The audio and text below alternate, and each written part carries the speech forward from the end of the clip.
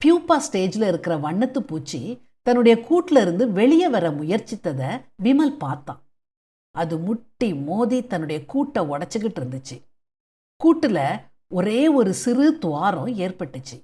அது வழியா வெளியே வர வண்ணத்து பூச்சி முயற்சி செஞ்சது. அதால வெளியே வர முடியல. மறுபடியும் போராடிச்சுது. இதை பார்த்துக்கிட்டு இருந்த விமலுக்கு அந்த பூச்சியை பார்க்க பரிதாபமா இருந்துச்சு. வேகமா வீட்டுக்குள்ள போனான்.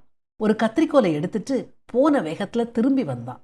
அந்த சிறு துவாரத்தை கத்திரிக்கோலால வெட்டி பெருசாக்கினான். அந்த பூச்சி ஈஸியா வெளியே வந்துட்டுது.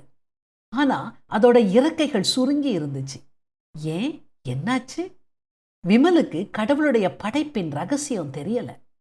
சின்ன துவாரத்தின் வழியா வெளியே வர முடியாம போராடும் போது அதோட உடல்ல இருந்து ஒரு வகையான திரவம் வெளியே வரும்.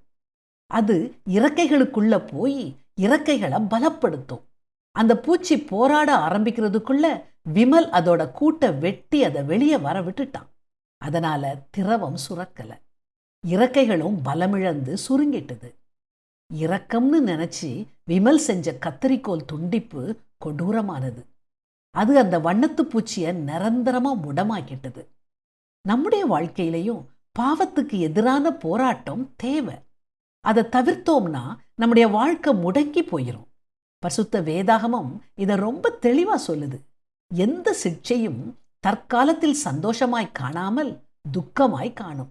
ஆகிலும் பிற்காலத்தில் அதில் பழகினவர்களுக்கு அது நீதியாகிய சமாதான பலனை தரும். ஆகையினால் நெகிழ்ந்த கைகளையும் தளர்ந்த முழங்கால்களையும் நீங்கள் திரும்ப நிமிர்த்தி முடமாயிருக்கிறது பிசகி போகாமல் சொஸ்தமாகும்படிக்கு உங்கள் பாதங்களுக்கு வழிகளை செவ்வைப்படுத்துங்கள். ஆமாங்க, தேவன் கொடுக்கும் சிக்ஷை இரக்கமானது. அது ஒருபோதும் கொடூரமானது இல்லை.